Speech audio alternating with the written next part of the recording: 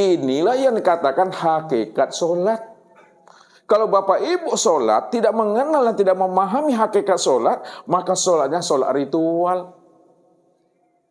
Pertanyaannya, adakah diri Bapak Ibu di situ?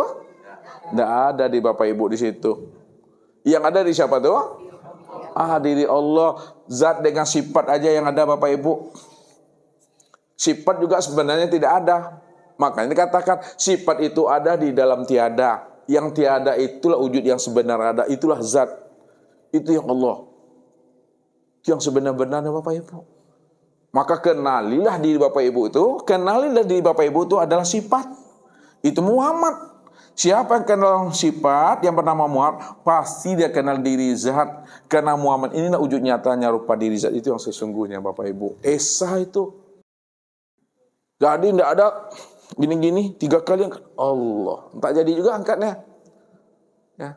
Sekali aja putus tuh Bapak Ibu. Allah. Udah. Itu memahami itu, kaji itu. Itu yang disebut namanya ingat. Makanya yang dikatakan ingat itu tidak ingat lagi. Yang tidak ingat itu yang sebenar ingat. Kalau Bapak Ibu masih mengingat, tanda tidak ingat. Yang ingat itu, yang sebenar ingat, tidak ingat. Yang tidak ingat itu, yang sebenar ingat. Kalau masih mengingat, tanda belum ingat. Itu dia.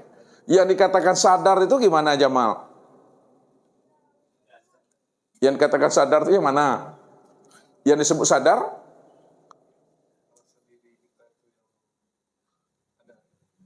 Yang dikatakan sadar itu adalah tidak sadar. Yang tidak sadar itu yang sebenar sadar. Jadi yang sebenar sadar, tidak sadar. Kalau masih sadar, tanda belum sadar. Ini lah bertele-tele aku. Itu bahasanya menyampaikan kias itu. Ya. Berkias-kias Bapak Ibu. Karena memang dia ada satu. Yang menyadari dengan yang disadari satu juga orangnya. Yang mengingat dan ingat satu juga orangnya. Memang Allah lah di situ lagi. Kalau udah Allah jangan disadar-sadari juga lagi. Kalau disadar-sadari masih ada 2 lagi. Kalau sudah Allah jangan diingat-ingat juga lagi. Kalau diingat-ingat masih 2 juga lagi di situ. Nikmati aja sholat tuh. Bagaimana menikmatinya? Hadap wajah ke tempat sujud. Hadap dada ke Ka'batullah. Jangan ke Israel. Ya. Mulut baca surat, telinga mendengarkan bacaan surat, akal pikir mengawasi dan mengontrol apa yang dibaca oleh mulut, apa yang didengar oleh telinga. Sedangkan hati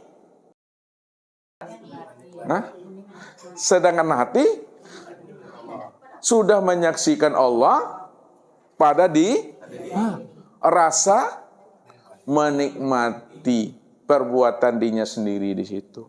Makanya akulah yang beraku-aku dengan keakuan aku yang sholat itu. Dia menikmati, nggak ada Bapak Ibu lagi di situ. Inilah ini katakan wa aqimis sholata li zikri itu. Itulah sholat yang ingat itu. Sholat yang sadar Tuhan. Aku yang dirimu. Aku yang berdiri. Aku yang ruku. Aku yang sujud. Aku yang duduk. Tidak ada dirimu di situ. Itu yang kusuk tuh. Kalau dikatakan kusuk. Makanya sholat kusuk itu mesti mengenal tauhid. Kalau orang tidak mengenal tauhid, tidak belajar memahami tauhid, tidak akan pernah kusuk. Paling kusuknya itu ya tahu arti. Ya, tidak mendengar apa-apa, tak melihat apa-apa lagi. Beruntunglah orang tuli, beruntunglah orang buta tuh. Yang kusuk tuh tetap dia melihat, tetap dia berkata, tetap dia mendengar, tapi yang melihat tuh si basir, yang mendengar tuh si sami, yang berkata tuh si kalam, si basir tuh Allah, si sami tuh Allah, si kalam tuh Allah, si wujud tuh Allah. Dialah yang berdiri tegak betul itu Bapak Ibu. Kan ada lagi di Bapak Ibu di situ. Setelah Bapak Ibu makrifat, kenal tuh. Setelah kenal melihat, setelah melihat menyaksikan, bertatap wajah. Setelah menyaksikan itu fana. Itu adalah bakoda ada di Bapak Ibu lagi hapus tuh. Tidak ada lagi bahasa menyembah-menyembah, bahasa mengingat-mengingat, bahasa menyadari-menyadari, nggak ada. Jalani aja solat itu. Sempurnakan syarat rukunnya. Nah, disitulah contohnya kesempurnaan makrifat. Contohnya setelah Bapak Ibu paham kesempurnaan contoh makrifat itu kepada Rasulullah. Dia Muhammad Rasulullah itu Bapak Ibu. Nah, ini contohnya. Apa kata Allah tuh? Laqad kana lakum fi Rasulillahi uswatun hasanah liman kana yarjullah. Sesungguhnya Rasulullah itu sudah menjadi contoh dan teladan buat dirimu. Beliau itu uswah bagi dirimu. Liman kana yarjullah, siapa yang ingin berjumpa Tuhan, siapa yang ingin menyaksikan Tuhan, siapa yang ingin bertatap wajah dengan Tuhan, dan siapa yang ingin panah, Rasulullah itulah contohnya. Nah, disitulah letaknya kesempurnaan marifat itu Rasulullah. Itu maksudnya kesempurnaan hakikat Rasulullah, kesempurnaan thariqat, kesempurnaan syariat, itu dia. Contohnya itu nggak ada yang lain Bapak Ibu. Nggak ada contoh yang lain selain pada beliau. Beliau kesempurnaan Nur Muhammad, zahir dan batin itu Bapak Ibu. Ya, inilah rahasianya sholat yang khusyuk, sholat yang ingat Bapak Ibu. Makanya wajib bagi Bapak Ibu mengenal siapa yang menyembah, siapa yang disembah, apa buah persembahan, apa yang dipersembahkan, di mana berdiri tegaknya kita menyembah. Mesti paham kita itu. Supaya sholat kita tidak melamun, tidak menghayal, tidak menggigau dalam sholatnya. Betul-betul sholatnya nikmat. Itu sholat yang sudah ada ruh. Sholat yang sudah ada jiwanya. Sholat yang sudah ada napasnya. Itu sholat yang hidup. Sholat yang hidup. Yang hidup siapa? Itulah dia. Jalani aja lagi Bapak Ibu. Laksanakan aja lagi. Jangan Bapak Ibu tidak sholat pula nanti. Ini harus contohnya. Ya, kalau dibahasakan, kan di Bapak Ibu tak sholat kan? Itu secara makna hakikat. Apa maksudnya fawailul lil musallin? Neraka wil bagi orang yang sholat. Fawailul lil musallin. Neraka wil bagi orang sholat. Maksud neraka wil bagi yang sholat itu bukan dia tidak sholat. Tetap sholat, tapi jangan merasa dirinya lah yang berbuat sholat itu. Kalau bukan dirinya berbuat sholat, lalu diri siapa yang berbuat sholat itu? Ya diri dia tuh. Maka Allah lah yang bersyariat. Nah itu dia. Syariatnya Allah nampak pada fiilnya. Syariat Allah nampak pada fiilnya. Pada diri insan disebut tubuh. Allah yang berterikat nampak pada asmanya. Asmanya itu nampak pada insan apa? Hati. Allah lah yang berhakikat. Ya, nampak pada sifatnya. Pada insan, apa namanya? Ar-ruh. Allah lah yang bermakrifat. Nampak pada zatnya. Pada insan, sir itu yang rahasia. Karena diri Bapak Ibu disebut rahasia daripada Allah, maka disebut namanya wujudullah, ainullah, hakikatullah. Tiada lain dialah semata-mata. Al-insanu siri wa ana sirrahu. Insan itu rahasiaku, aku yang rahasia insan itu. Kalau aku yang rahasia insan, insan itu aku lah sebenarnya. Bapak Ibu ndak urang rupanya. Bapak Ibu ndak urang loh. Bukan orang-orang dah. Walaupun orang mengatakan kita orang, tapi orangnya kita bukanlah diri kita. Walaupun manusia mengatakan kita manusia, tapi manusianya kita bukanlah wujud nyatanya kita. Walaupun kita dikatakan namanya insan, insannya kita bukanlah wujud diri kita. Walaupun kita katakan punya diri, tapi dirinya kita bukanlah wujud nyatanya diri kita. Lalu siapa diri, siapa insan, siapa manusia, siapa orang? Itulah Allah tadi, itu dia. Pandangan zohir. Nah ini bahasanya lagi. Pandangan zohir nampak insannya. Pandangan zohir nampak manusianya. Pandangan zohir nampak orangnya. Pandangan hati tampak Allahnya. Maka pandanglah Allahnya apa yang dilihat oleh mata, dan jangan melihat apa yang dipandang oleh mata. Apa maksudnya, Ibu? Nah, kalau bisa Ibu menjawabnya udah khatam tuh, besok baliklah lagi ke Jambi lagi. Pandang Allahnya apa yang dilihat oleh mata, dan jangan melihat apa yang dipandang oleh mata. Maksudnya apa tuh? Pandang Allahnya apa yang dilihat oleh mata. Ah, itulah masalahnya. Siapa yang mau wakili orang Jambi ini? Halo? Ah, enggak ada orang Jambi. Orang Pekanbaru. Pak Erik. Pandang Allahnya apa yang dilihat oleh mata, dan jangan melihat apa yang dipandang oleh mata. Itu paham yang mana tuh? Pandang Allahnya apa yang dilihat oleh mata. Jadi, apa maksudnya? Apa yang dilihat oleh mata itulah kenyataannya wujud Allah. Ah, itu dia. Pandang Allahnya apa yang dilihat oleh mata. Apapun yang dipandang oleh mata, bentuk dan rupanya, itulah sebenarnya wujud nyatanya rupa diri Allah. Dan jangan melihat apa yang dipandang oleh mata. Apa maksudnya itu? Kalau yang dilihat oleh mata, kalau enggak Ustaz. Jadi kalau bahas ini gimana Ustaz? Itu perlu. Pak Haji, jangan melihat apa yang dipandang oleh mata. Maksudnya apa tuh? Ya kalau yang dilihat oleh mata itu banyak. Nggak nampak Allah ya. Nampak. Bagaimana maksudnya itu Pak Imam? Jangan melihat apa yang dipandang oleh mata. Apapun yang dilihat oleh mata, yang terpandang oleh mata, itulah kenyataan daripada Allah. Yang pertama tadi, pandang Allahnya apa yang dilihat oleh mata. Sekarang jangan melihat apa yang dipandang oleh mata. Ya, dua yang tidak berpisah tuh. Pak Andre. Jangan melihat apa yang dipandang oleh mata. Apa maksudnya?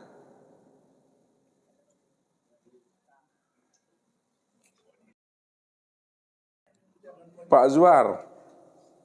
Apa maksudnya? Jangan melihat apa yang dipandang oleh mata. Jangan sesuatu itu yang dilihat. Jangan sesuatu itu yang dilihat. Jadi,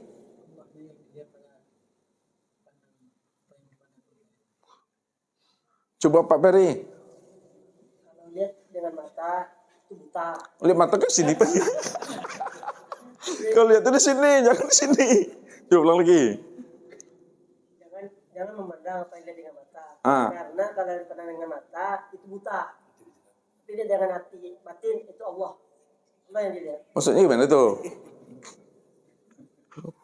Ada yang lain, Bapak Ibu berani tampil beda? Siapa yang bisa Ibu-Ibu, Bu Emi? Hah? Jadi?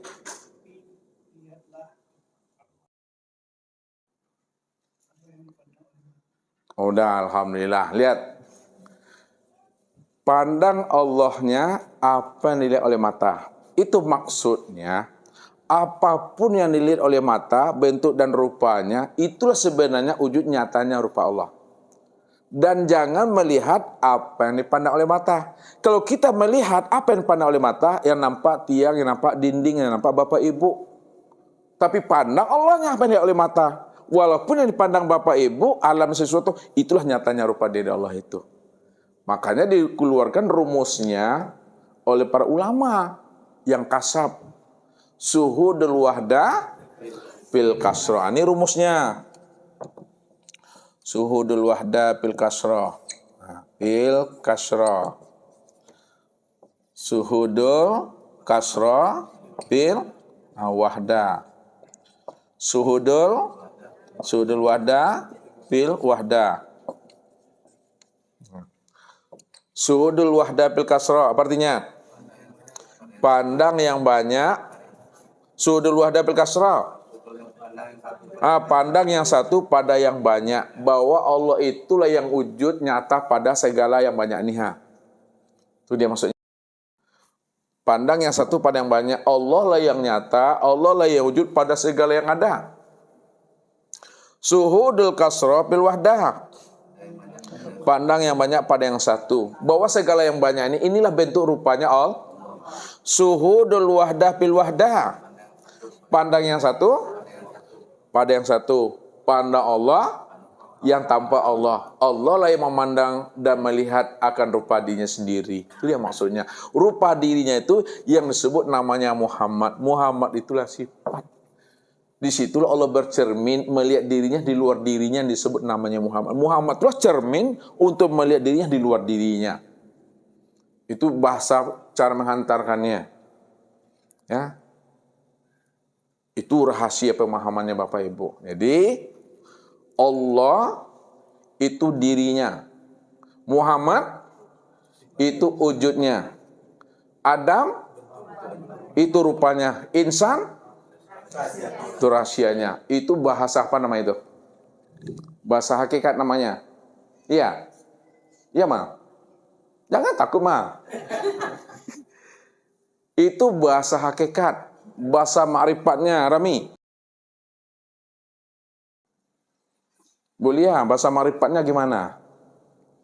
Wiki, bahasa ma'rifatnya. Ini isi Pak nih. Enggak ya? Hah? Ah, itu hampir sama wajahnya. Adiknya ibu. Oh ya, wajah terjalinya sama ya, senyumnya sama, cantiknya juga sama. Hah? Lupa. Bahasa marifatnya gimana? Dewi ini sembunyi aja nih ya. Apa belakang Pak Dewi siapa nih ini? Ini istrinya Pak apa kan Pak Eri kan? Bu, bahasa marifat. Ini Rani 2, Rani belakang lah, Rani senior. Iya. Iya. Mewakili seluruhnya biar orang Jambi bisa pulang.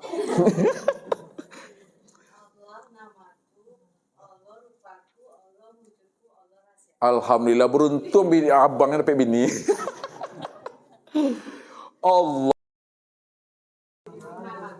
Allah diriku, Allah wujudku, Allah rupaku, Allah ku.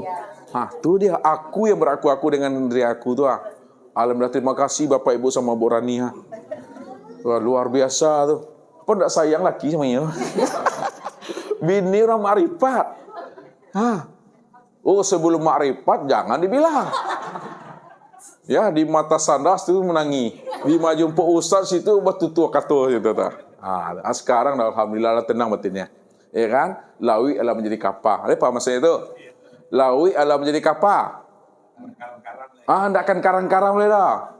Kalau laut sudah menjadi kapal, mungkinkah tenggelam juga lagi? Enggak.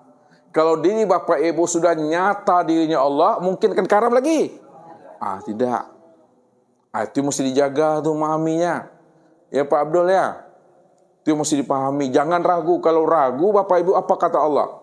Ulaikal ladzina kafaru bi ayati rabbihi wa liqaihi fala nuqimu lahu yaumal qiyamatil wazna. Enggak akan tahu Bapak Ibu artinya tuh. Siapa yang menolak akan wujudnya Allah pada dirinya. Aku yang dirimu bukan dirimu. Dirimu nyatanya aku. Lalu tak yakin kita bahwa kita ini nyatanya diri Allah itu?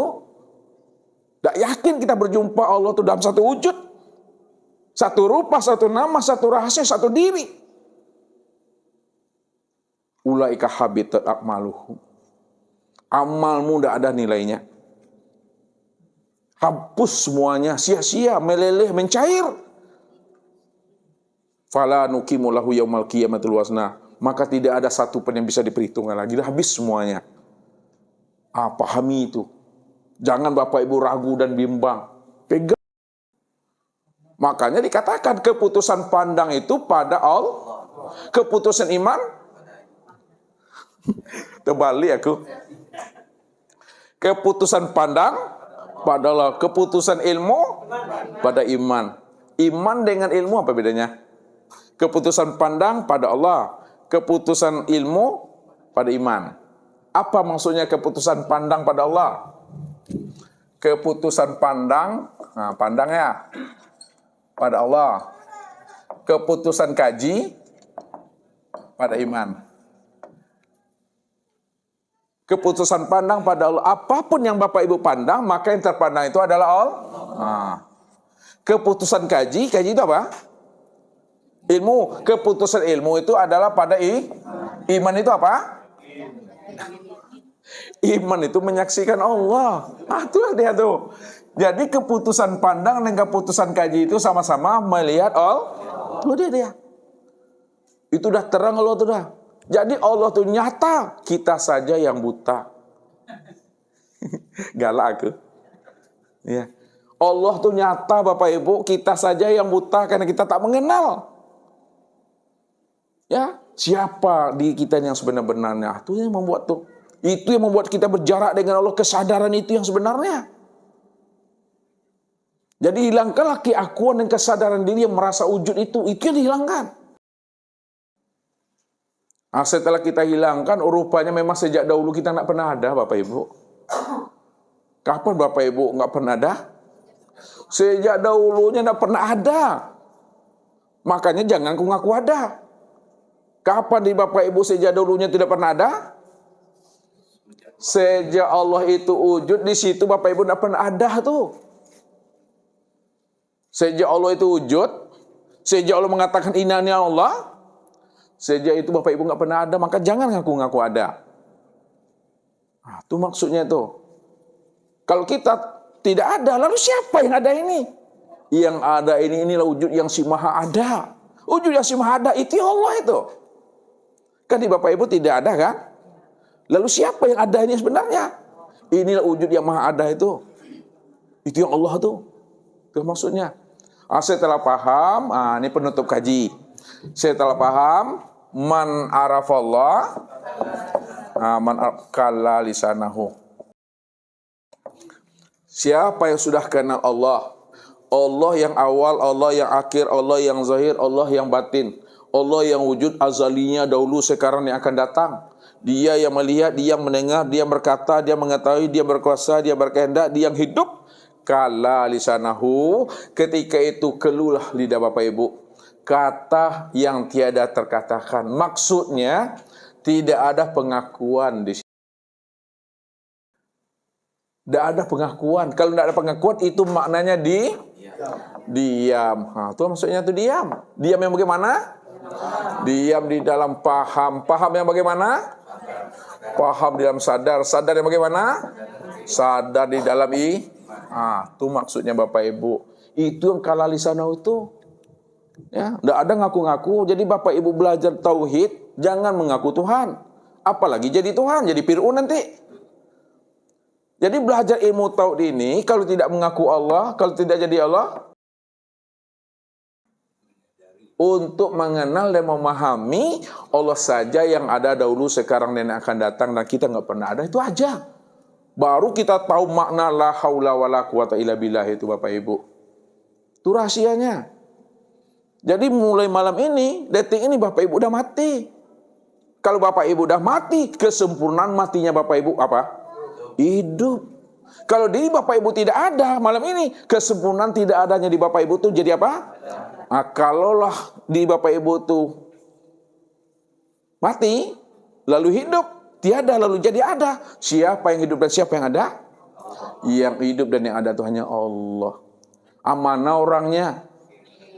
Kiha. Ya kuha. Takut bilang kiha kuha. Ni ibu orang Jambi. Ya. Apa maksudnya satu? Itulah tuh. Itu dibawa pulang. Dibawa mati di iman. Tidak ada ragu Bapak. Kalau ragu juga, nggak dapat sama Ustaz lagi itu. Itulah hidayah Allah. Makanya Allah bilang, kullukum daulun illa man hadaitu fastahduni ahdikum. Sesungguhnya kamu ini berada dalam keadaan sesat. Kamu ini berada dalam keadaan gelap. Kamu berada dalam keadaan tidak tahu, tidak makrifat. Illa man hadaitu, kecuali orang yang aku pilih. Kecuali orang yang aku beri petunjuk. Fastahduni ahdikum. Mintalah petunjuk kepada aku, ahdikum. Aku akan beri kamu hidayah petunjuk oleh Tuhan. Itu yang mesti dipahami Bapak Ibu. Itu saja, mungkin Bapak Ibu ada panik aku Ada perang dari siang. Ya, mudah-mudahan Bapak Ibu semuanya Allah berikan kemudahan dan kepahaman dalam memahami ilmu tauhid ini, bahwa diri Bapak Ibu inilah wujud Allah yang asli, yang ori, bukan KW, yang ori dan asli. Billahi taufiq wal hidayah. Wassalamualaikum warahmatullahi wabarakatuh.